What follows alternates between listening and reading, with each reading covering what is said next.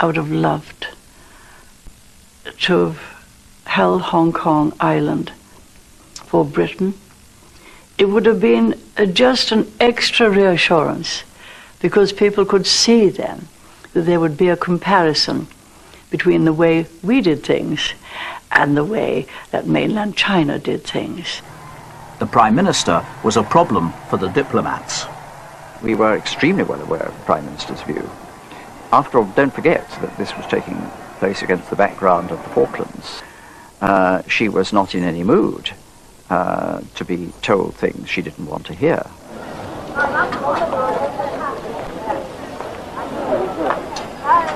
The last thing that Margaret Thatcher wanted to be told was that she, of all people, would have to surrender the sovereignty of Hong Kong. The new territories, yes, they had to go back in 1997, but Hong Kong was different. Her advisors persisted. They told her about this street, because Boundary Street was the dividing line between territory owned by Britain on that side and territory leased from China on this side. The evidence they presented was stark. Even if the People's Liberation Army refrained from marching across what would become the border in 1997, the People's Republic of China could very easily snuff out the lights of Hong Kong with the flick of a switch. Look at the map. We had no option. Hong Kong Island is but a small percent, less than 5% of the area of the whole of Hong Kong. All the rest is China mainland. Now, there's no way in which we could say we're going to keep the sovereignty of Hong Kong. There's no way in which we could defend it. More than that, they didn't need to march in. The Chinese could just have turned off the supply of water. Thatcher paid her first visit to Beijing, knowing that China had the upper hand, but hopeful that Beijing would honour the original treaties ceding Hong Kong to Britain. She had no love of China. Unlike most of the people who'd been feasted and wined and dined up in Peking, she didn't love China. She made no secret of that. So it wasn't her favourite place. And she was very worried about allowing millions of people under British tutelage, under British control, to pass under Chinese control. China's paramount leader greeted her in the Great Hall of the People. It was an interesting encounter because both the leaders were a bit uncertain, a bit uneasy with the other. Mrs. Thatcher, despite herself, was overawed by this figure sitting there, tough, smoking, making occasional dismissive gestures, a figure of almost unlimited authority and someone from a totally alien political environment. I can only put it this way. He's a very concentrated man. He's small, not very tall, quite an impressive bone structure and strong face. But the volume of personality compared to the physical volume makes the personality even more obvious and very much in charge. Oh, very much. When they got down to business, they had what diplomats call a frank exchange of views. When I was talking to him and said we had done so well for the people of Hong Kong and therefore China, that could we keep the sovereignty of Hong Kong Island and the administration. And he said, look, I could walk in and take the whole lot this afternoon. And I said, yes, you could. And there's nothing I could do to stop you. But the eyes of the world would now know what China was like. Everything would leave Hong Kong. You would have taken prosperity, and you would have suddenly lost the lot. Was she good at putting herself inside his mind, the better to deal with it? I wouldn't say that was one of her outstanding attributes. But toughness was. To the dismay of the diplomats, she did not shrink from challenging Beijing in public. I think if you say that you don't like a treaty, then if ever you're to have certainty that any other treaty you make will have the confidence of the other side. You can't just abrogate one. After all, if you abrogate one, why should anyone believe you that you're serious about another? Our responsibility is to those 5 million people who've put their faith in us, who've lived under British administration for a long time, and who've flourished under British administration. But she left without making progress, and after what the Chinese interpreted as a symbolic, if unintentional, gesture. However, despite her setback in Beijing, Thatcher still hoped that Hong Kong might remain British. I was negotiating with Chinese communists, so it was going to be very tough. And yes, they held a lot of cards, but I held an ace: our performance in the governance of Chinese people in Hong Kong. British officialdom harboured no such illusion. The diplomats were certain that China would insist on the return of Hong Kong, and that Britain's only option was to get out on the best terms available. We are dealing with a very proud people who wish to recover national territory which had been lost under humiliating circumstances as they saw it, and they had no doubt which came first. It was recovering the territory. Naturally, they would like to recover it in prosperous circumstances and to get economic benefits as well. Like everyone, they would like to have their cake and eat it. But they made it very plain that if it came to the crunch, they were prepared to recover the place as a wasteland. In July 1983, the new Foreign Secretary was dispatched to Beijing to make the opening moves. My biggest aspirational desire is to live up to the year 1997. China was committed, for a whole range of historic reasons, to recovering its sovereignty. And there was no stopping that, whatever we tried to do. We couldn't stop it by force or by appeal to world opinion or anything of that sort. And then on cue, and as if to prove the point, China rattled the sabres. There was a major financial crisis that autumn. The Hong Kong dollar fell through the floor, and the Chinese refused any help in propping it up. And indeed, the Bank of China was speculating against us in the currency. In a situation like that, one where the Chinese had overwhelming superiority in terms of influence, power, cards, we had to negotiate for the best we could get. If there was to be a retreat, it had to be an orderly retreat from one carefully defended point to another. That retreat went from losing sovereignty to losing administration to China's bottom line. After 2 years of negotiation, the Joint Declaration of 1984. Thatcher was never enthusiastic. And she came slowly and reluctantly along the path that, in fact, we followed, that the Joint Declaration was the best we could do in very difficult circumstances. It would be the best protection we could give Hong Kong.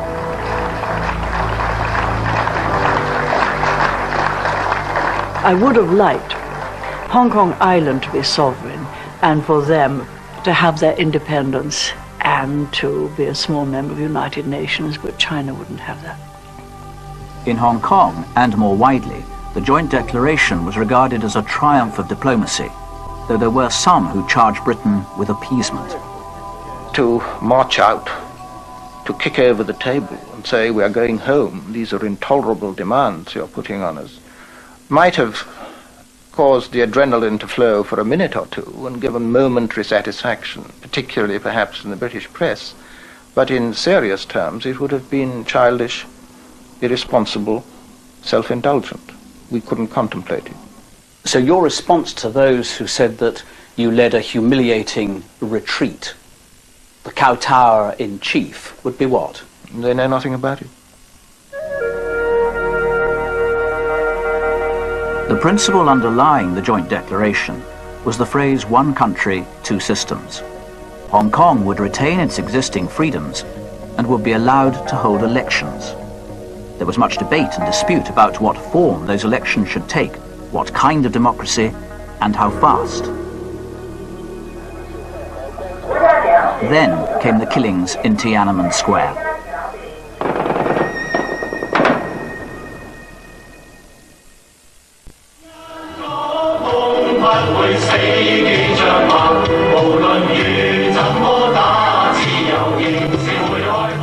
In Hong Kong, that horror fueled a hunger.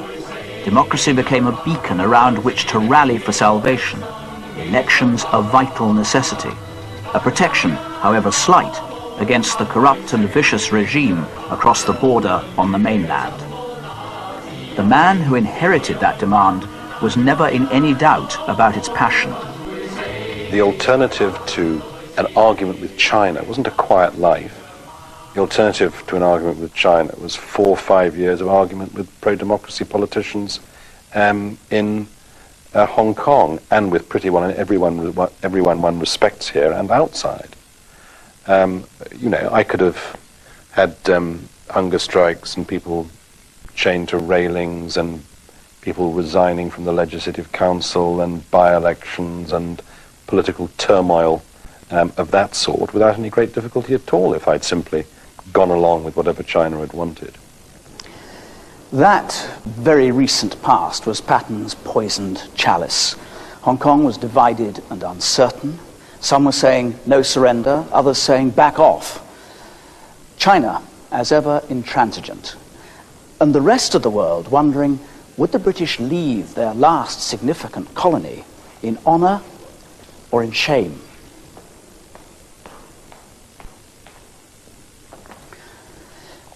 Despite some British officials in London and Beijing who were only too happy to accommodate China, Patton stood firm. And in February 1994, he published this white paper, which charts the tortuous path towards the breakdown with China. And at the same time, he put his original reform package into the Legislative Council. The United Democrats digested the white paper and examined Patton's proposals. Delighted that they were in their original form, they were irritated by the governor's failure to bang the drum for them. They still feared a sellout and berated Patton accordingly. But this is a very devious and dishonorable and dishonest way of going about it. I have never heard a government which says to its parliament, look, this is the bill we are going to present to you because we believe it is good. But please, if you don't like it, amend it down to whatever you like and I'll accept it. We've said at every stage in terms that we would argue vigorously and work very hard to get our proposals through. But I'm not saying that we won't find any amendment acceptable. The refusal to rule out any amendment at all produces yet again charges of conspiracy. But I went through the 8, 9, 10 previous occasions on which Martin and his friends had said we were about to rat on them, and pointed out patiently that it was actually 18 months on and still no rat. So maybe they should just be a bit more patient. What do you expect now from the Chinese? Or don't you know? I now have sufficient confidence in my knowledge of China and the Chinese to say that we haven't got the faintest idea. At Government House, they awaited the arrival of a VIP. Am I right in thinking that I don't stand when President Robinson toasts the Queen? Because I am the Queen of Hong Kong. Exactly. So I remain seated. Yes, you are the Queen, you represent the Queen. So when did you get my note about... She's President Robinson, she doesn't have a Gaelic name. And she will toast. Important matters of protocol, which the governor found it difficult to take entirely seriously. Just like that, not the President of the Republic, right? No. You're not sitting there, go on. You're up there, you're up here. There was, however, the question of where a governor should place himself. Shouldn't we be in the middle? Well, we've always had a governor here, where the top of the room.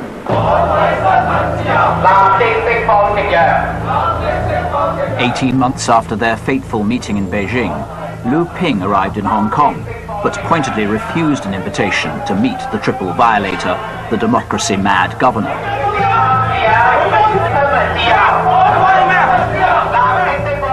China's allies were embarrassed by his snub. The prevailing theory in Beijing now, of course, is the conspiracy theory. Everybody is saying we must prepare for the worst. Right? Now that, well, you know, Mr. Patton doesn't have to put up a pretense of cooperating with China. Well, he can do anything he likes. Lu Ping joined a gathering of the faithful, that unholy alliance of communist sympathizers and tycoons with whom the Chinese liked doing business. I believe the Chinese government is trying to make a point. They are basically saying that, okay, Mr. Patton, you are pushing ahead with your own proposals. That is not something that we can agree to, so we're not going to deal with you. Today I'm going to play a concerto with the theme on one country and two systems. Even now, the governor allowed himself to believe that common sense might in the end prevail.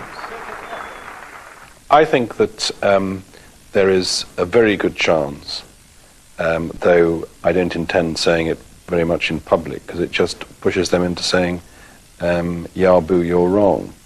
I think there is a very good chance of the electoral arrangements we put in place this year surviving through 97. No way. That's a myth. That's Chris Patton's lie. It will never have a future. Okay, soon you will know, in a few months, that the Chinese is going to announce the formation of the legislature in 1997. In the meantime, the Chinese appointed a group of Hong Kong and mainland loyalists to what they called a preparatory working committee. Their task, to do Beijing's bidding in the absence of a dialogue with the governor. As far as the relationship between China and Britain, I think it will be hitting the bottom. China will have their own package, and they're going to strengthen the preparatory working committee. So you're looking at two governments at work, and the British government will be undermined, whether they like it or not. In Hong Kong, the PWC, as it was called, was the object of some scorn. If you look at most of the PWC members, they all have a very strong track record in Hong Kong. And if you say that these people have no credibility in the community, I don't think too many people would agree with that view. It doesn't have very much credibility at the moment. I think it's principally a propaganda instrument. I think the only people who could give it credibility aren't the Chinese, but us. And you don't intend to do that? Certainly not. Patton's own credibility was also in question. Although he still enjoyed much popular support, he now had to rally the politicians to his cause. On June the 29th, 1994, almost 2 years after he first arrived here, the Legislative Council finally met to decide the fate of Patton's proposals for more democracy in Hong Kong. If he won, it would be a huge personal triumph.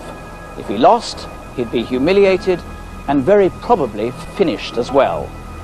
At the start of what was to be a very long day, he had absolutely no idea which way the vote would go. 今日係一個歷史嘅時刻，因為香港嘅前途就會決定於我哋立法局裏邊有幾位嘅議員嘅手上。If we get an abstention and a vote against, then it's 25-29, so we're above the margin of 3 votes. So it's crucial that deal. Critical for the 3 votes. If we get above 3 votes. They needed to win by 3 votes to offset the charge that Patton could only get his way in Legco with the support of 3 of the governor's civil servants on the council, who had no choice but to support their boss. Those are definite, those are definite, those are definite. Emily Lau, definite. Christine Lowe, Anna Will. That's... Frederick Fung should be okay. So they are all definite. Yeah. And is that up to? 3, 16, 20, 22, 23, 27, 28. So we've got 28 definite. Yeah. We've got a problem. Yesterday was a bad day. We began it with a pretty clear indication that we were going to lose, because the China votes had decided to vote, and that would make it very close.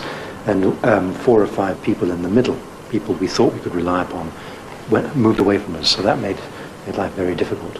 The position is that down in the hothouse of Lejko, these 4 or 5 votes are dodging around quite a bit. People changing their minds, people coming under pressure. At the moment, we don't know which way it's going to go. It's very, very close. Just repeat.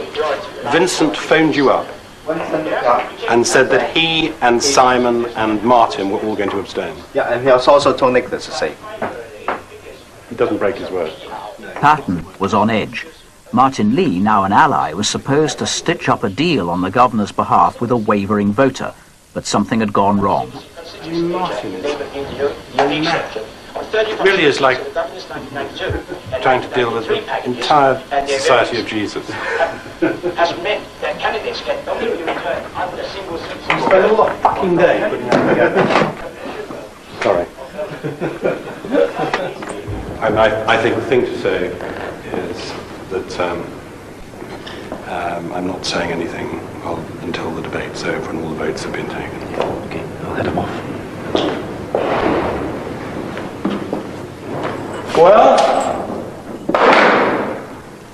it's professional tennis after this. I saw half a dozen people, and I saw some the day before, and I saw some last Friday.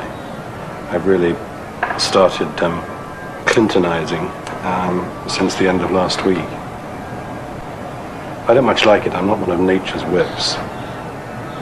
But there it is. Had to be done. Don't want to go through this again. If they all vote in favour, if that fails, you're right. they're up to 29, so we lose. The threat was an anti-Patton amendment moved by Alan Lee. This deal decides the fate. I've been taking sleeping pills the last few nights. Patton faced the real prospect of defeat. Yes, of course you think about that, but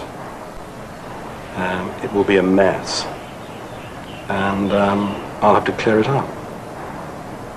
Yeah, that's extremely important for the swing. We're then on 27. That assumes Pang Chung-hoi does defect. Right, then it's the president's casting vote. Yeah. So if Martin Lee rejects this deal, yeah, that's awful. We fall. I mean, what it shows is that when you talk to Martin Lee, it really is absolutely fundamental. It's not just optional extra. But I thought they'd said they were going to abstain. Yeah, but they're now swinging back. Vincent had called. I mean, Vincent has been speaking to Nick, saying that Eric Lee is lobbying incredibly hard. You know, we're going to get a lot of. We're going to get it all day, but it shows the importance of it. If we stitch up that deal, we're all right, even if it goes wrong. Okay.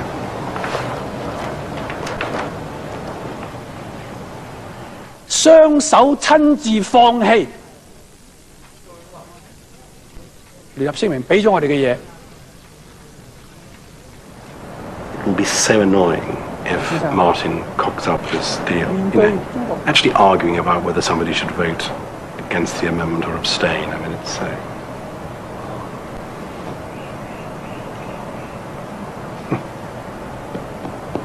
It's Edward Llewellyn here.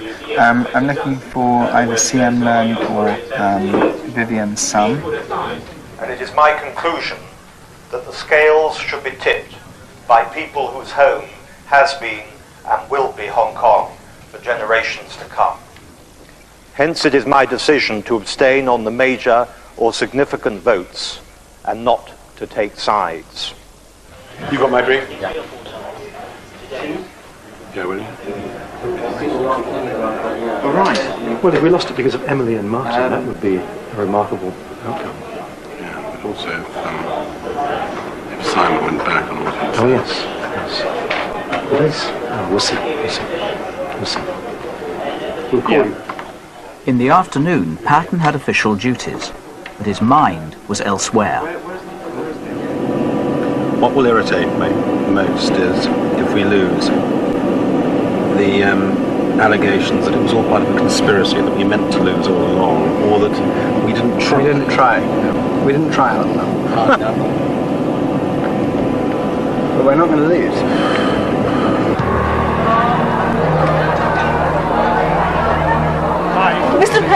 How would you see today's debate in Leschko? I know they are now the ongoing debate. I think the issue is being resolved in the right way. It's being resolved by the representatives of the people of Hong Kong in the open.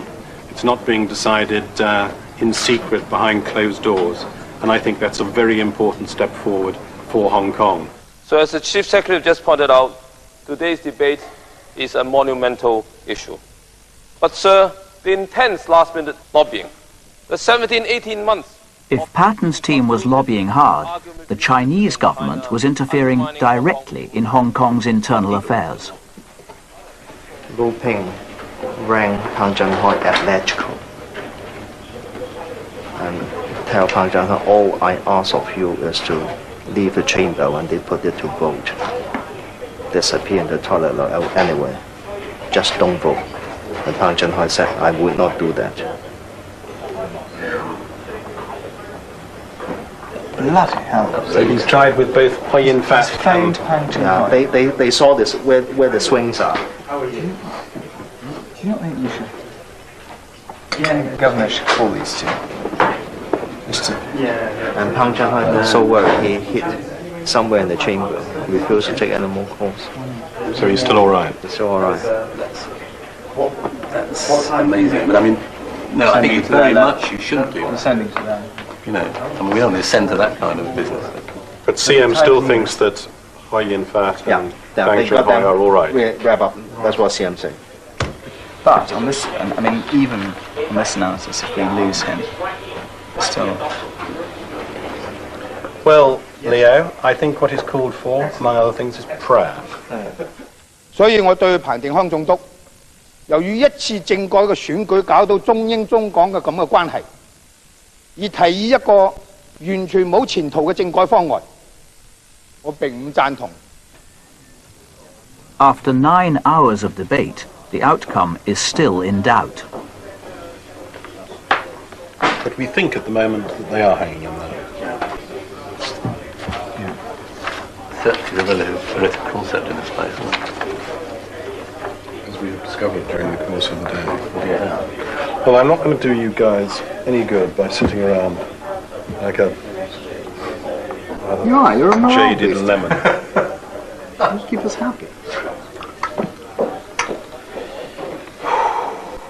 Then there was another call from Beijing, not from the Chinese, but this time from the chairman of the Hong Kong Bank, Sir William Purvis, urging his man in Leschko to vote against Patton.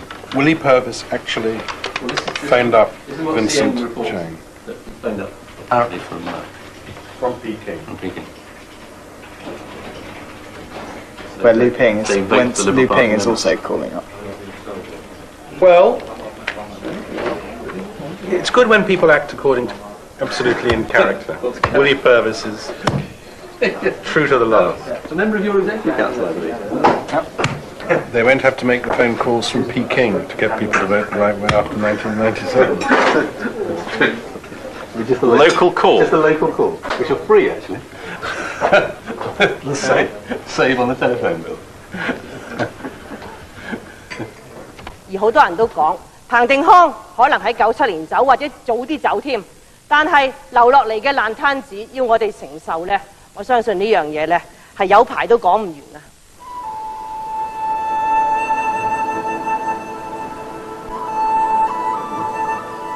It's very hard in these circumstances, you know, because whatever you say, either he thinks the votes are there or he thinks they're not there, and you know, I can't reassure him that they're there if they're not. I think I've got to support him and not panic, you know. I wouldn't do much good to him if I was screaming. I mean, she's gone down unbeknown to... Yeah. There was another wavering vote to be corralled. CM's on the other line. Okay. CM, it was just Mike on the other line saying that Margaret Ng is apparently gone down under her own steam. Margaret Ng was on her way to put pressure on the lawyer's representative in Leschko, Simon Ip. If he could be turned round, Patton was in with a chance. For the first time, the governor scented success. We've got Simon. Simon's at 3:30.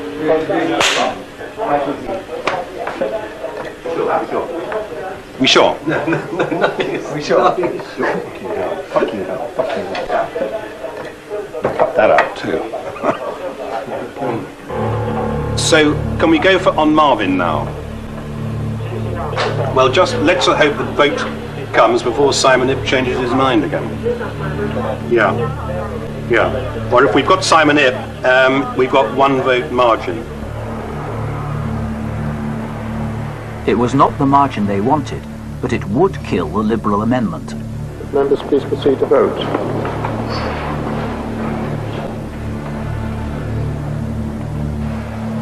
Are there any queries? If not, the results will now be displayed. The result is 28 for the ayes, 29 for the noes. Yes! The noes have... Yes! It's just that close! Yes! Yes! That's a sign.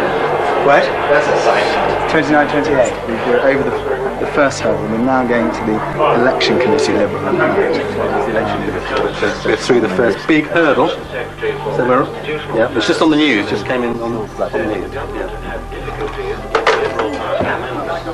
Commentator, but it is very exciting at the moment. The legislators have just broken for dinner after that very exciting challenge from the Liberal Party was defeated by a very narrow margin of 29 votes to 28. 1 vote, huh? He didn't win. I could tell you this. He bulldozer through a twisting arm. One member, the same member called me who told me one thing. He says the independent members are on the wheelchair. Our limbs has been taken off.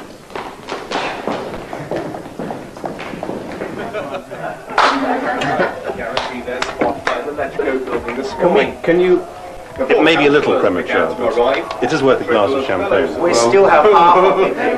It's really bad for Hong Kong. He is bringing the Westminster politics into Hong Kong. And he handles the Chinese like they are the opposition party. He handles us as the opposition party. And I think whatever opposing to him, he will handle it that way. Just to Hong Kong. Well done, everybody.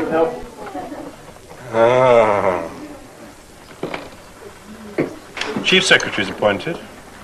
Attorney General, Financial Secretary. Alan Lee. Appointed. Selina Chow. Appointed. Patton totted up the votes. Martin Lee not. David Lee, no. Naishu Kit. Really? And somebody elects him? Industrial, one of the industrial constituents. His hope that the votes in his support from the elected members to LegCo would outweigh the votes against him from those appointed to LegCo. Peggy Lam. Appointed.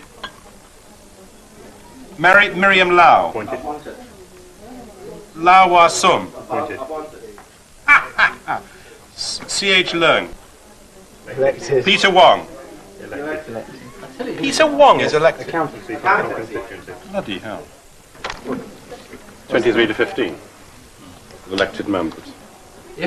That's the answer we've got to keep on using if people talk about the official vote. The Legislative Council Electoral Provisions Amendment Bill has passed through committee with amendments. I move that the bill be read the 3rd time and do pass.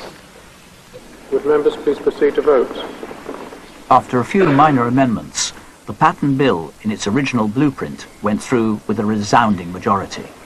The result is 32 for the ayes, 24 for the noes. His package will have no chance. Absolutely no chance. He's still trying to fool this LegCo, and Hong Kong people says, well, there's nothing wrong with this package. It's according to the basic law, etc., and it will be going through 1997. Now, for Christ's sake, we're not morons. I mean, okay, we're not kindergarten kids. Very quick hello to Laura. Good night. Chris? Okay, I'm coming. Is that Laura? Quick. Right, here he comes. Love you, darling. Right, okay, bye. Hi. She's in a phone box. Oh, I love you. We've just won.